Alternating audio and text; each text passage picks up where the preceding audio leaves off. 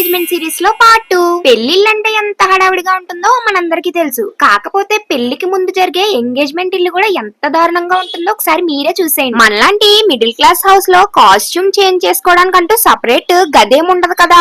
ఎక్కడ తీసిన బట్టలు అక్కడే పడేస్తాం. అలాగే జ్యువెలరీ ఒకటి వేసుకోవాలని ఒకటి వేసుకుంటాం. తీసిందంతా తీసిన దగ్గరే వదిలేస్తాము. ఇంకా భోజనాలకు కావాల్సిన సామాన్లన్నీ అక్కడే ఉంటాయి. ఇదే హడావిడిలో మా వాళ్ళందరూ మిక్చర్ ప్యాకెట్లన్నీ ప్యాకింగ్ చేస్తున్నారన్నమాట. రేపు ఎంగేజ్మెంట్ అనగా ఈ రోజే మిక్చరీ లడ్డు ఆర్డర్ ఇచ్చుకొని ఇంట్లో ప్యాకింగ్ చేసుకుంటామని ఇంటికి తెచ్చేసుకున్నాం అనమాట. ఇంట్లో ఏదైనా శుభకార్యం ఉన్నప్పుడు అందరూ ఒక దగ్గర కూర్చొని ఇలాంటి పనులన్నీ కలిసిమెలిసి చేస్తుంటే హడావిడికి హడావిడి, పనికి పని అన్ని కలిసి వస్తాయి. మీకు ఒక డౌట్ రావచ్చు, ఎంగేజ్మెంట్ అని చెప్పి మిక్చరీ లడ్డు ప్యాకింగ్ చేస్తున్నారేంటి, అవన్నీ ఏం చేస్తారు అని అడుగుతారు. అందరూ ఎలా చేసుకుంటారో తెలియదు కానీ మా సాంప్రదాయం ప్రకారం ఎంగేజ్మెంట్ మార్నింగ్ కంప్లీట్ అయిపోయిన తర్వాత ఈవినింగ్ అందరూ ఇంటికి వచ్చిన వాళ్ళందరికీ ఈ ప్యాకింగ్ చేసిన లడ్డు మిక్చర్ ఇంకా దాంతో పాటు ఒక డ్రింక్ బాటిల్ అయితే ఇస్తాం. అసలు ఈవినింగ్ మా సాంప్రదాయం ప్రకారం ఏం చేస్తామో తెలుసుకోవాలంటే మీరు నా ఎంగేజ్మెంట్ సిరీస్ పార్ట్స్ అన్ని ఓపిక్ గా చూడాల్సిందే. అంతవరకు వెయిట్ చేయండి. ఇదంతా జరుగుతున్నప్పుడల్లా నాకు ఒకటే మనసులో తిరుగుతూ ఉంది, మీషోలో దొరికే ప్యాకింగ్ సీలింగ్ గ్యాడ్జెట్ ఎందుకు తీసుకోలేదా,